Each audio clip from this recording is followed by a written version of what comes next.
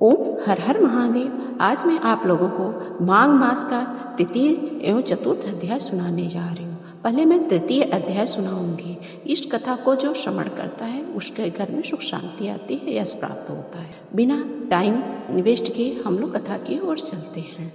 एक बार राजा दिलीप कहने लगे, महाराज यह पर्वत कितना ऊंचा, कितना लंबा चौड़ा है।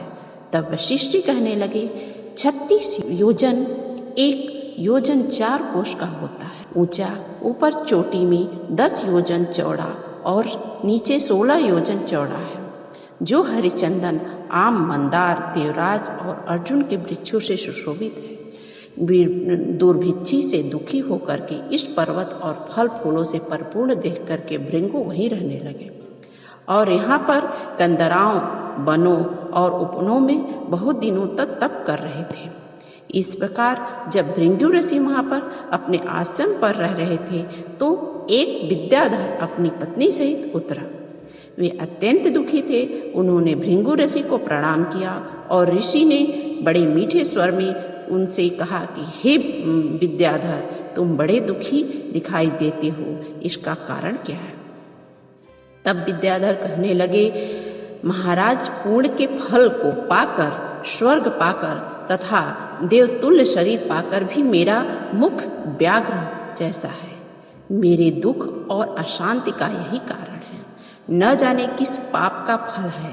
मेरे चित्त की व्याकुलता और दूसरा कोई कारण नहीं। सुनिए, मेरी पत्नी अति रूपवती है, मीठा वचन बोलने वाली है, नाचने और गाने की कला में अति प्रवीण है, शुद्ध चित्त वाली है, 7 सुरों वाली है, वीणा बजाने वाली है, जिसने अपने कंठ से गा करके नारद जी को प्रसन्न किया। नाना स्वरों के नाद से वीणा बजा करके कुबेर को प्रसन्न किया। अनेक प्रकार के नाच ताल से शिव जी महाराज की अति और रोमांचित हुई शील, उदारता, रूप तथा यौवन में स्वर्ग की कोई अप्सरा भी इस जैसी नहीं है। कहा ऐसी चंद्रमुखी स्त्री और कहाँ में व्याघ्र मुग्र वाला, यही चिंता सदैव मेरे हृदय में बना रहता है और मेरा हृदय जलता रहता है। विद्याधर के ऐसे वचन सुन करके तीनों लोकों की भूत, भविष्य, वर्तमान की बात करने वाले तथा दिव्य दृष्टि वाले ऋषि कहने लगे, हे विद्याधर, कर्म के विचित्र फलों को प्राप्त होकर ज्ञानी पुरुष भी मोह को प्राप्त हो जाते हैं। मक्खी के पैर भी विष प्राण लेने वाला होता है। छोटे छोटे पापों का फल भी अत्यंत दुखदायी हो जाता है। तुमने माघ मास की एकादशी व्रत करके द्वादशी न आने तक शरीर में तेल लगाया, इसलिए पाप कर्म से व्याघ्र हुए। एकादशी के दिन उपवास करके द्वादशी को तेल लगाने से राजा क्रूरवा ने भी कुरूप शरीर पाया था। तब वह अपने कुरूप शरीर को देख करके दुखी होकर के हिमालय पर्वत पर देव सरोवर के किनारे पर गया। प्रीतिपूर्वक शुद्ध स्नान कर उषा के आसन पर बैठकर भगवान कमल नेत्र, शंख, चक्र, गदा, पद्य के धारण करने वाले, पीताम्बर पहने, वन माला धारण किए हुए विष्णु का चिंतन करते हुए राजा पुरूरवा ने 3 मास तक निराहार रह करके भगवान का चिंतन किया। इस प्रकार 7 जन्मों में प्रसन्न होने वाले भगवान राजा के 3 महीने के तप से ही अति प्रसन्न हो गए और माघ मास के शुक्ल पक्ष की एकादशी को प्रसन्न होकर के भगवान ने अपने शंख के जल से राजा को पवित्र किया। भगवान ने उसको तेल लगाने की बात याद दिलाई। सुंदर देवताओं का सार स्वरूप दिया, जिसको देख करके उर्वशी भी उसको चाहने लगी। राजा कृतकृत्य होकर के अपनी पूरी को चल दिया। भृंगु ऋषि कहने लगे, हे विद्याधर, इसलिए तुम क्यों दुखी होते हो? यदि तुम अपना यह राक्षसी रूप छोड़ना चाहते हो तो मेरा कहना मान करके जल्दी ही पापों को नष्ट करने वाली हेमकुंड नदी में माघ मास में स्नान करो, जहाँ पर ऋषि सिद्ध देवता निवास करते हैं। अब मैं इसकी विधि बतलाता हूँ। तुम्हारे भाग्य से माघ मास आज से 5वें दिन ही आने वाला है। पौष शुक्ल पक्ष की एकादशी से इस व्रत को आरंभ करो। भूमि पर सोना, जितेंद्रिय रहकर दिन में 3 बार स्नान करके महीना भर निराहार रहो। सब भोगों को त्याग करके तीनों समय भगवान विष्णु का पूजन करो। जब तुम द्वादशी को शिव जी की स्तोत्र और मंत्रों से पूजन करोगे तो तुम्हारा मुख देख करके सभी चकित हो जाएंगे और तुम अपनी पत्नी के साथ सुखपूर्वक क्रीड़ा करोगे। माघ माह के प्रभाव को जान करके सदा माघ में स्नान करो और पाप दरिद्रता से बचने के लिए मनुष्य को सदा यत्न से माघ मास का स्नान करना चाहिए। स्नान करने वाले इस लोक तथा परलोक में सदा सुख पाता है। वशिष्ठ जी कहते हैं कि हे दिलीप, भृंगु के यह वचन सुन करके विद्याधर अपनी पत्नी सहित वहीं स्थान पर पर्वत के झरने में माघ का स्नान करता रहा। उसके प्रभाव से उसका मुख देव समान हो गया। वह मणिग्रीव पर्वत पर आनंद से रहने लगे। भृंगु ऋषि भी नियम की समाप्ति पर शिष्यों सहित नदी पर आए और स्नान किए। यह कथा तो तीसरी कथा थी, तीसरा अध्याय था और आप आगे चतुर्थ अध्याय श्रवण करें।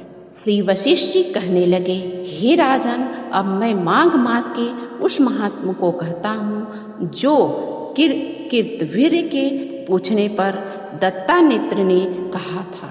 जिस समय साक्षात विष्णु के रूप भी दत्ताश्रय सत्य पर्वत पर रहते थे, तब महेशपति के राजा सहस्त्रार्जुन ने उनसे पूछा कि हे योगियों में श्रेष्ठ, मैंने सब धर्म सुने, अब आप कृपा करके मुझे माघ मास का महात्म्य कहिए। तब दत्तात्रेय जी बोले, जो नारद जी से ब्रह्मा जी ने कहा था वही माघ महात्म्य मैं तुमसे कहता हूँ। इस कर्म भारत में जन्म लेकर जिसने माघ मास नहीं किया, उसका जन्म निष्फल गया। भगवान की प्रसन्नता, पापों के नाश और स्वर्ग की प्राप्ति के लिए माघ मास अवश्य करना चाहिए। यदि यह पुष्ट व शुद्ध शरीर माघ स्नान के बिना ही रह जाए तो इस शरीर का रक्षा करने से कोई लाभ नहीं है। जल में बुलबुले के समान, मक्खी जैसे तुच्छ जंतु के समान यह शरीर माघ मास के बिना मरण समान है। और विष्णु भगवान की पूजा न करने वाला ब्राह्मण बिना दक्षिणा के श्राद्ध, ब्राह्मण रहित, क्षेत्र आचार रहित, कुल ये सब नाश के बराबर है। गर्व से धर्म का, क्रोध से तप का, गुरुजनों की सेवा न करने से स्त्री तथा ब्रह्मचारी बिना जली अग्नि से हवन, बिना साक्षी से मुक्ति का नाश हो करके जीविका के लिए कहने वाली कथा अपने ही ये बनाए हुए भोजन की क्रिया शूद्र से भिक्षा लेकर भी हुआ। यज्ञ तथा कंजूस का धन, यह सब नाश के कारण है। बिना अभ्यास और आलस्य वाली विद्या असत्य वाणी विरोध करने वाला राजा जीविका के लिए तीर्थ यात्रा, जीविका के लिए पुत्र संदेह युक्त मंत्र का जप व्यग्र चित्त होकर के जप करना, वेद न जानने वाले को दान देना, संसार में नास्तिक मत ग्रहण करना, श्रद्धा बिना धार्मिक क्रिया, यह सब व्यर्थ है। और जिस तरह दरिद्र का जीना व्यर्थ है, उसी तरह माघ मास के बिना मनुष्य का जीना व्यर्थ है। ब्रह्मघाती, सोना चुराने वाला, मदिरा पान करने वाला, गुरु पत्नीगामी और नचारों की संगति करने वाला माघ मास से पवित्र होता है। जल कहता है कि सूर्योदय से पहले जो मुझसे स्नान करता है, मैं उसके बड़े से बड़े पापों को नष्ट कर देता हूँ। महापातक भी स्नान करने से भस्म हो जाते हैं। माघ मास के स्नान का जब समय आता है तो सब पाप अपने नाश के भय से कांप जाते हैं।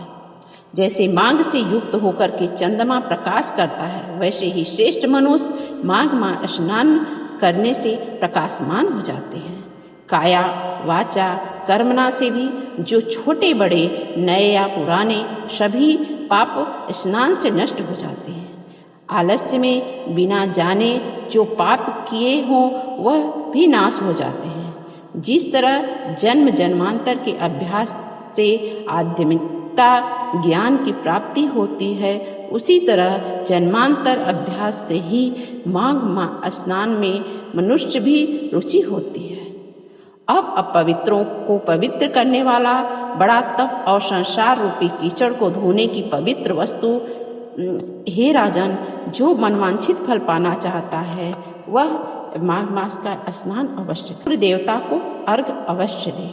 चंद्र के समान भोगों को कैसे प्राप्त कर सकते हैं, इसलिए आप माघ मास का 5वां अध्याय अवश्य। यदि आपको हमारी कथा अच्छी लगी हो तो कृपया करके लाइक करिए, सब्सक्राइब करिए और शेयर करिए। एक किसी को आप यदि कथा सुनाते हैं तो आप उससे दुगुना फल की प्राप्त होती है। इसलिए आप कथा किसी न किसी को अवश्य श्रवण कराइए, कीजिए और कमेंट जरूर कीजिएगा कथा कैसी लगी। ओम हर हर महादेव।